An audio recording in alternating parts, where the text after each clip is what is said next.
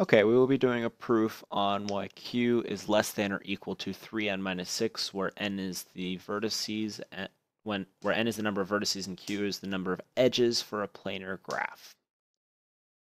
So for this proof, we will need one assumption alone, and that is that a planar graph of n vertices and q edges exists if and only if a new curved edge can be drawn between 2 points of A, and therefore every planar graph of n vertices and essentially one edge fewer, or q minus 1 edges. We will be using this assumption as it's stated, and also based off of the fact that its contrapositive is true if it is true. That is, that if we cannot draw in a new curved edge in a graph of n vertices and q minus 1 edges, then there exists no planar graph of n vertices and q edges, or there is no way of drawing a planar graph with one more edge. So the first things that we need to consider here are the cases of n equals 3 and n equals 4, and for these cases, a complete graph can be drawn as a planar graph, and so we don't need to be worried about whether or not there is the possibility of there being more edges, because there can literally be no more edges than there are in a complete graph. All possible edges are already drawn in. This changes, however, when we go to n equals 5, where we get 2 points which are not connected, and so this point here, and this point here are all connected to all other points on the graph. However, this point is not connected to this point. But if we look at it, this point cannot be connected to this point without it intersecting with a pre-existing edge, either this edge or some other edge. It doesn't really matter which path you take. You could kind of just run into any of the edges if you wanted to. So it's not, because it's not possible to draw a curved edge from this vertex to this vertex, there is no planar graph of n equals 5 where all of these connections that are already in this graph are made, and these 2 points are connected, which in this case, that would actually be the complete graph with 5 vertices, and therefore the complete graph of 5 vertices is not a planar graph and cannot be drawn in a planar manner. So we'll go on. We'll go on to n equals 6.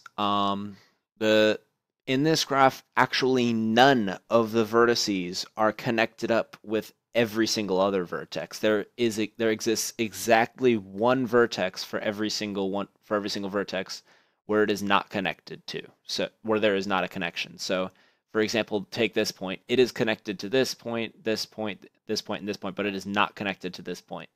Likewise, this point is connected to every single point except for this point. So you sort of get these pairs of non-connected points. So it's this pair and this pair are not connected, this vertex, this vertex, this vertex, this vertex, and then finally this vertex and this vertex.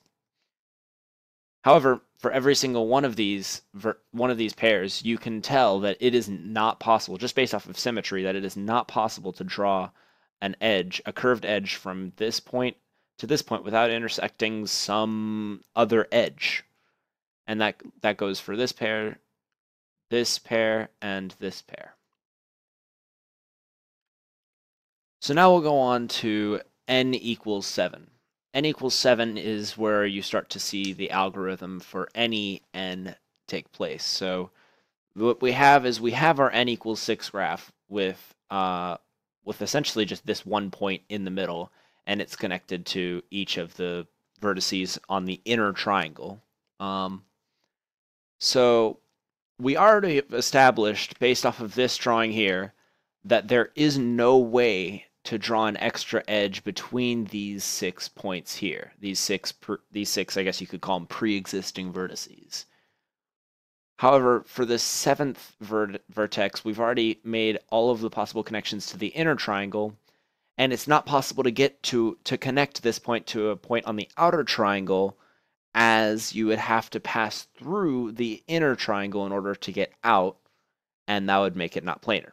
So therefore, this is the maximum amount of edges, and for this graph, if you count it, it is 1, 2, 3, 4, sorry, 1, 2, 3, 4, 5, 6, 7, 8, 9, 10, 11, 12, 13, 14, 15. 15 for n equals 7. So this actually can be repeated. I propose that you could repeat this process for an infinite amount of times, for an infinite amount of triangles, and this shows n equals 10, where you can see how here is n equals 4. N equals 4 is fully encased in n equals 7, and what we're doing is we are adding a sort of a triangle around it, and we're making all 6 of these connections here. So 1, 2, 3, 4, 5, and 6. We're making these 6 connections and we're connecting up the triangle, and that's how we get our n equals 7. For n equals 10, we have, if you follow this closely, this triangle right here. So around here, this is the n equals 7 graph. And then there is a triangle around n equals 7 graph with the same 6 connections being made. This could be done ad infinitum. So you could have some n equals 100 and it would still work out. Likewise, so what these two examples are, if you divide them by 3, then they're equivalent to 1 mod 3. So this could also be done for mod 2 or mod 3, or 2 mod 3 or 3 mod 3, where you could take your n equals 5 graph and you could still just draw another triangle around this and then make the same 6 connections and then the connections around the triangle. And that's how you would get an n equals 8 graph. And by the same logic that this point cannot be connected to the outside triangle, and that we already know that all of the possible connections are made here, we know that n equals 5 is sound in terms of the maximum amount of edges being drawn in. We know that n equals 8 would work, and we know that n equals 11 would work, etc., etc., etc. And we could go on forever. The same thing goes for n equals 6. It's just that you would have nothing inside of the innermost triangle, and you would, well, yeah, that's actually it. You would just have nothing inside of the inner triangle, and if you wanted to compare it to n equals 5, it's as if you have an extra triangle.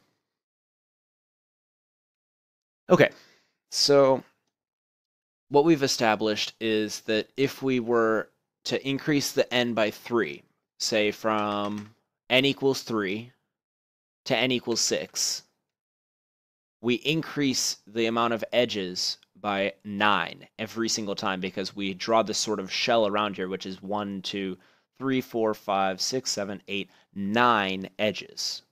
Likewise, with n equals 7, you draw a shell around this n equals 4 graph. And so you get sort of this shape. Every single time that you add 3 vertices, you get 9 edges. And so based off of our initial conditions here, if we add, so to get from 3 to 6, you would add 3 to the n, and you would add 9 to the q, and you can continue this pattern forever. If you look at this, it should be pretty obvious to tell that q is equal to 3n minus 6.